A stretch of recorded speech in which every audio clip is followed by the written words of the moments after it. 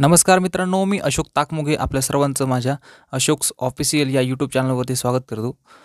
मित्रांनो, आपण टॉप 5 जी काही सिरीज बघत होतो त्यामधला हा क्रमांक 9चा व्हिडिओ आहे. याच्यामध्ये आपण जवळपास 50 प्रश्न कंप्लीट करणार आहोत आणि यानंतर आपला परत एक शेवटचा व्हिडिओ किंवा लेक्चर येणार आहे, ज्याच्यामध्ये आपण शेवटचे 50 प्रश्न कंप्लीट करणार आहोत. आतापर्यंत आपण जवळपास 300 ते 350 प्रश्न कंप्लीट केलेले आहे, ज्याच्यामध्ये आपण त्या 300 प्रश्नांच्या स्वरूपात आणखी 300 प्रश्न कंप्लीट केलेले आहे. म्हणजे जवळपास 700 ते 800 प्रश्न आपण या 300-400 प्रश्नांमधून कंप्लीट केलेले आहेत. आपण आपल्या सर्वांनी या प्रश्नांचा लाभ घेतलेला असेल आणि त्याचा नक्कीच फायदा तुम्हाला येणाऱ्या परीक्षांमध्ये होणार आहे. आणि ज्या काही तुम्ही टेस्ट सिरीज सोडवत असाल त्याच्यामध्ये सुद्धा तुम्हाला याचा फायदा होत असणार आहे. बघूया पहिला प्रश्न या 9व्या भागामधला. बघा, देशाचं जे काही वित्तीय धोरण आहे ते वित्तीय धोरण कोण तयार करतं असा हा प्रश्न आहे. तर या प्रश्नाचं उत्तर आहे वित्त मंत्रालय. काय तर वित्त मंत्रालय. पुढचा प्रश्न बघूया आपण. UPIचं पूर्ण रूप काय आहे? UPIचं पूर्ण रूप काय आहे? हे परीक्षेमध्ये आलेला प्रश्न आहे आणि त्याचं उत्तर आहे युनिफाईड पेमेंट इंटरफेस. ठीक आहे, चला पुढचा प्रश्न बघूया आपण. जसे भारतासाठी नीती आयोग आहे तसं महाराष्ट्रासाठी काय आहे? आता हा खूप बढिया प्रश्न आहे. जसं की भारतासाठी नीती आयोग आहे तसं महाराष्ट्रासाठी काय आहे? आता सर्वात अगोदर तुम्हाला नीती आयोग म्हटलं की ही स्थापना कधी झाली? 2015 लक्षात ठेवायचं. आणि महाराष्ट्रासाठी काय तर मित्र. काय तर मित्र हे तुम्हाला लक्षात ठेवायचं आहे. आणि थोडंसं पुढचा प्रश्न जर विचारला तुम्हाला तर कोणत्या वर्षी स्थापन झालं? हे 2022ला. ठीक आहे, नेक्स्ट क्वेश्चन बघूया आपण. भारताचे जे काही सर्वोच्च न्यायालय म्हणजे आपलं सुप्रीम कोर्ट जे आहे ते कुठे स्थापन झालेलं आहे? तर सुप्रीम कोर्ट भारतात जे काही त्याचं काही स्थान आहे ते आहे दिल्लीमध्ये. कुठे आहे तर दिल्लीमध्ये. हे तुम्हाला लक्षात ठेवायचं आहे. ठीक आहे, पुढचा प्रश्न बघूया आपण आता. बरोबर विधान कोणतं हे विचारलं. साधा प्रश्न आहे पण बढिया प्रश्न आहे. परीक्षेमध्ये या टाईपचे जर प्रश्न आला तर येतं सर्वांना येतं, पण वेळखाऊ प्रश्न असतो. या ठिकाणी तुम्हाला थोडंसं डीप नॉलेज या ठिकाणी आवश्यक असतं. बघा, विधान परिषद हे कनिष्ठ सभागृह आहे असं म्हटलंय. नक्कीच तर आपलं बरोबर विचारलेलं आहे. बरोबर विधान कोणतं? म्हणजेच आता विधान परिषद हे कनिष्ठ सभागृह आहे का? तर नाही, तर ते वरिष्ठ सभागृह आहे. म्हणजे पहिला ऑप्शन गेला. विधान परिषद सदस्य कार्यकाल किती असतो? तर या ठिकाणी 3 वर्ष असतो का? तर नाही, तर तो असतो 6 वर्ष. विधान परिषद दर 3 वर्षांनी बरखास्त होते का? तर नाही. ठीक आहे, तर विधान परिषद बरखास्त होत नाही. तर विधान परिषद ही कधीही बरखास्त होत नाही. त्याच्यामुळे सर्वात शेवटचा ऑप्शन जो आहे तो आपला करेक्ट आन्सर आहे. पुढचा प्रश्न बघूया. मसुदा समितीचे अध्यक्ष कोण होतं? तर तुम्हाला सर्वांना माहिती आहे डॉक्टर बाबासाहेब आंबेडकर. ठीक आहे, तर हे लक्षात ठेवायचं आहे. पुढचा प्रश्न बघूया आपण. पुरुषांमध्ये कोणतं गुणसूत्र जोडी असते? बघा, पुरुषांमध्ये कोणती गुणसूत्र जोडी असते हे तुम्हाला विचारलेलं आहे. तर या ठिकाणी जे काही उत्तर असणार आहे आपलं ते आहे XY. ठीक आहे, तर लक्षात ठेवायचं XY पुरुषांमध्ये असणारं गुणसूत्र जोडी. ठीक आहे, पुढचा प्रश्न आहे. आता हा प्रश्न रिपीट झालेला आहे बऱ्याच वेळेस. तुम्हाला लक्षात ठेवायचं थुंबा हे जे काही उपग्रह प्रक्षेपण केंद्र आहे भारतातील कोणत्या राज्यात आहे हे तुम्हाला परीक्षेत विचारलेलं आहे. तर तुम्हाला या ठिकाणी लक्षात ठेवायचं जे काही थुंबा हे जे आहे ते कुठे येतं? तर केरळमध्ये येतं. कुठे येतं? केरळमध्ये येतं. पुढचा प्रश्न आहे, हा फेमस प्रश्न आहे आणि हा नवीन प्रश्न आहे. ज्या काही कुपर सेल असतात त्या कुठे असतात? तर त्याचं उत्तर असणार आहे यकृतामध्ये असतात. कुठे असतात? यकृतामध्ये. ठीक आहे, पुढचा प्रश्न आहे.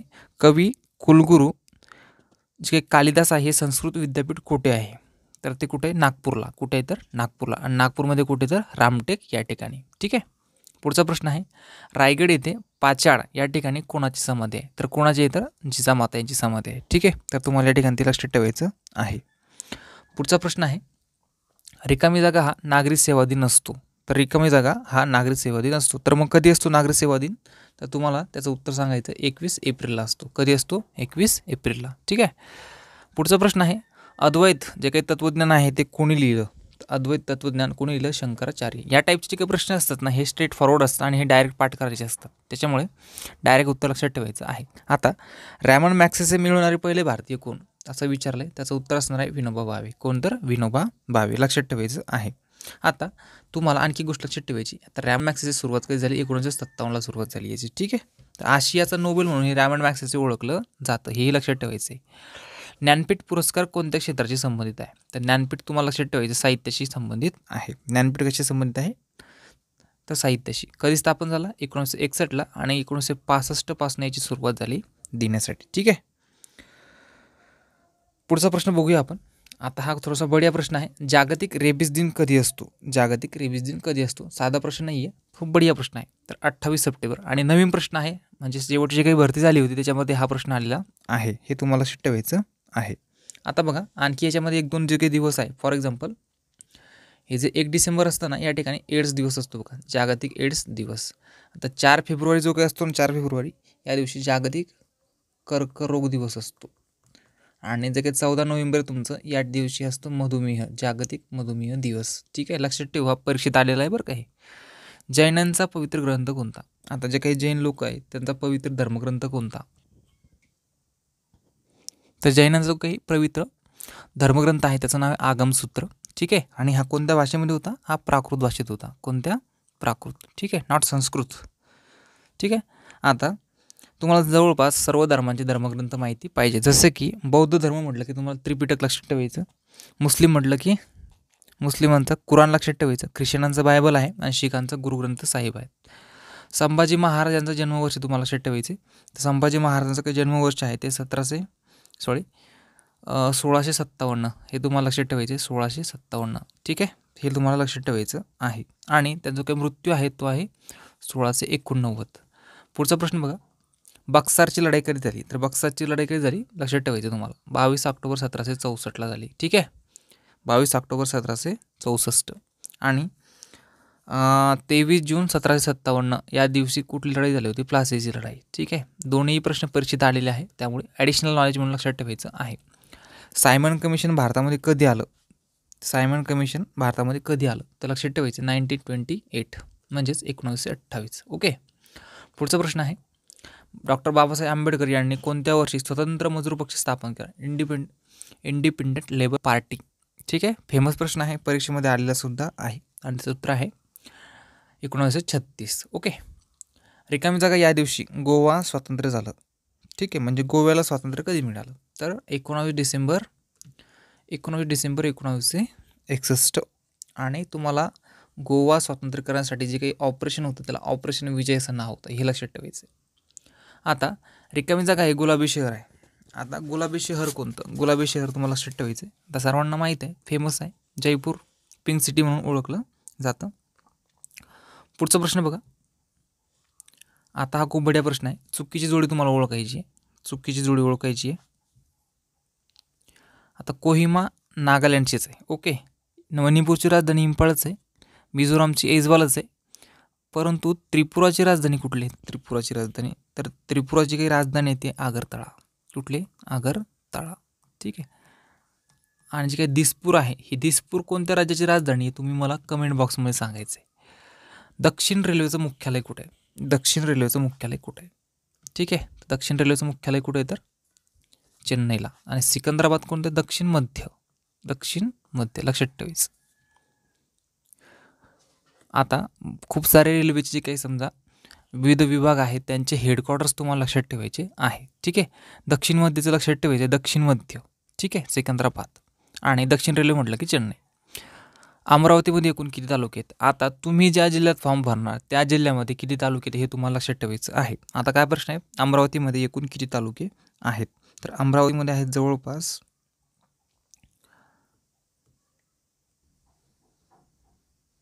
तर बघा अमरावतीमध्ये जवळपास 14 तालुके असतील. किती असतील? 14. ठीक आहे, कमी जास्त असतील तर मला नक्कीच कमेंट बॉक्समध्ये सांगायचं आहे. 0 माईल हे ठिकाण कुठं आहे? तर 0 माईल तुम्हाला लक्षात ठेवायचे नागपूरला आहे. कुठे आहे? नागपूरला आहे. त्यानंतर बघा महाराष्ट्राच्या किनारपट्टीचं नाव काय? तर सर्वांना माहिती आहे जवळपास कोकण हे सर्वांना माहिती आहे. ओके. कारवार कुठे येतं? हे कर्नाटकमध्ये येतं. कुठे? कर्नाटक. ओके. मलबार केरळमध्ये येतं. कुठे येतं?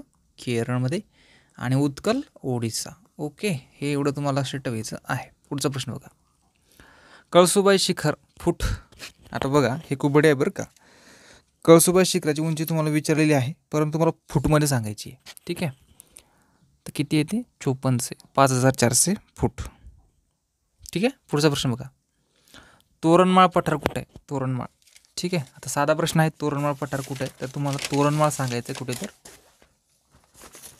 तोरणमाळचं काही पठार आहे ते मला वाटतं नंदुरबार या ठिकाणी. कुठे येतं? नंदुरबारला. ठीक आहे, तर लक्षात ठेवायचं नंदुरबारला तोरणमाळचं पठार आहे. आता विविध जे काही पठार आहेत ते आपण भूगोलच्या जे काही लेक्चर सिरीज आहे आपली त्याच्यामध्ये कंप्लीट केलेले आहे. आपल्या यूट्यूब चॅनलला जायचे, त्या ठिकाणी महाराष्ट्राचा काही भूगोल आहे पोलीस भरतीसाठी, त्याच्यामध्ये आपण भूगोल कंप्लीट केलेला आहे, जाऊन तिथे आपण बघू शकता. तोरणमाळचं ते काही थंड हवेचं ठिकाण आहे ते कुठे? आता तोरणमाळ पठार तिथे म्हटलं, तोरणमाळ थंड हवेचं ठिकाणसुद्धा कुठे असणार आहे? साहजिकच तिथेच असणार आहे, नंदुरबारला. ठीक आहे.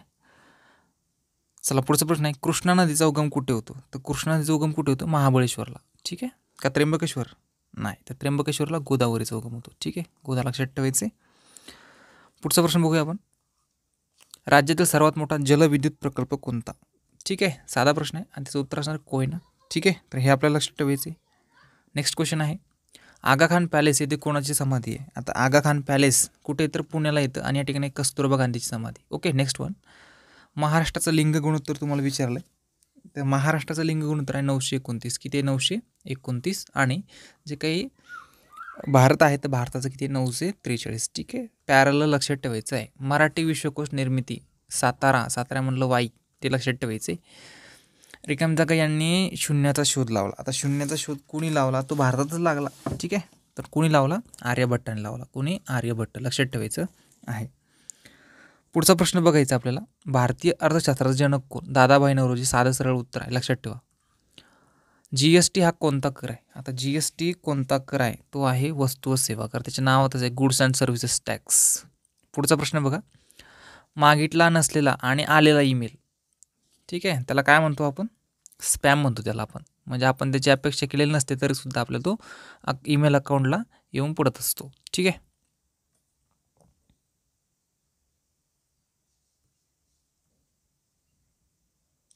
पुढचा प्रश्न बघूया आपण,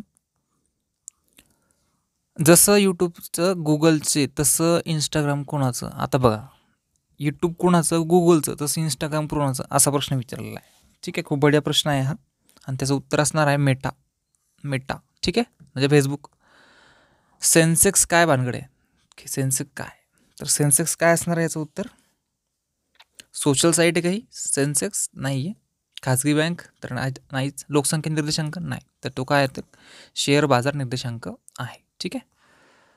नाबार्डचं मुख्यालय कुठे आहे? नाबार्डचं मुख्यालय आहे मुंबईला. ओके, ठीक आहे. चला पुढचा प्रश्न बघायचा आहे. आता नाबार्डची स्थापना जी झाली होती ना, तिचं तुम्हाला एक समिती लक्षात ठेवायची, शिवरामन समिती. याच्यावरती प्रश्न येत असतो परीक्षेमध्ये. पुढचा प्रश्न बघायचा आपल्याला, रिकाम्या जागा या राज्यात समान नागरिक कायदा आहे. कोणतं राज्य आहे मग ते? गोवा. साधा प्रश्न आहे, गोवा. फेमस आहे प्रश्न. संघ लोकसेवा आयोग आणि राज्य लोकसेवा आयोग कोणत्या अनुच्छेदानुसार स्थापन होतात? साधा प्रश्न आहे. ते अनुच्छेद तुम्हाला लक्षात ठेवायचे 315. ओके. पुढचा प्रश्न आहे, डोंगरावरती अन्न शिजवण्यासाठी जास्त वेळ लागतो, याचं कारण काय विचारलं आहे? तर डोंगरावरती ज्यावेळेस अन्न शिजवलं जातं पण त्या ठिकाणी जास्त वेळ लागतो, याचं कारण काय?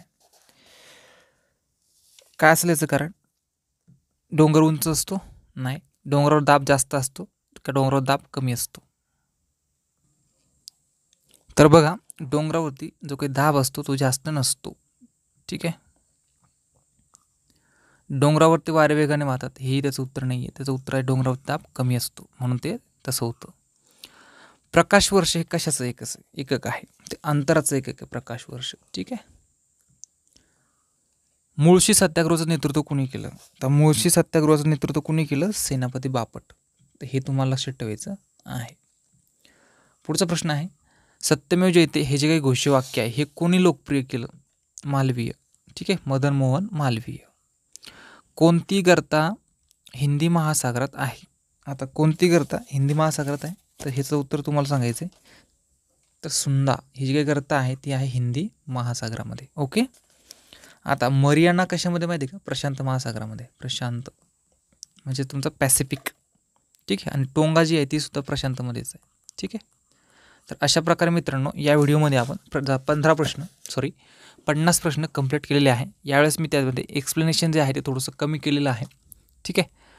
येणाऱ्या लेक्चरमध्ये आपण शेवटचे 50 प्रश्न कंप्लीट करणार आहोत आणि या लेक्चर सिरीजला विराम देणार आहोत. आपल्या चॅनलवरती जे काही आपण कंटेंट टाकतो ते जर तुम्हाला आवडत असेल तर नक्कीच चॅनलला लाईक करायचे, सबस्क्राईब करा. ज्यांनी सबस्क्राईब केलं नसेल त्यांनीसुद्धा सबस्क्राईब करा, कारण आपले चॅनलवरती व्हिडिओ बघणारे खूप सारे आहेत, परंतु व्हिडिओ बघतात पण सबस्क्राईब करत नाहीत. ठीक आहे. व्हिडिओ आवडला असेल तर नक्कीच आपल्या मित्रांनासुद्धा तुम्ही शेअर करू शकता. ज्यांना गरज आहे त्यांना नक्कीच शेअर करा.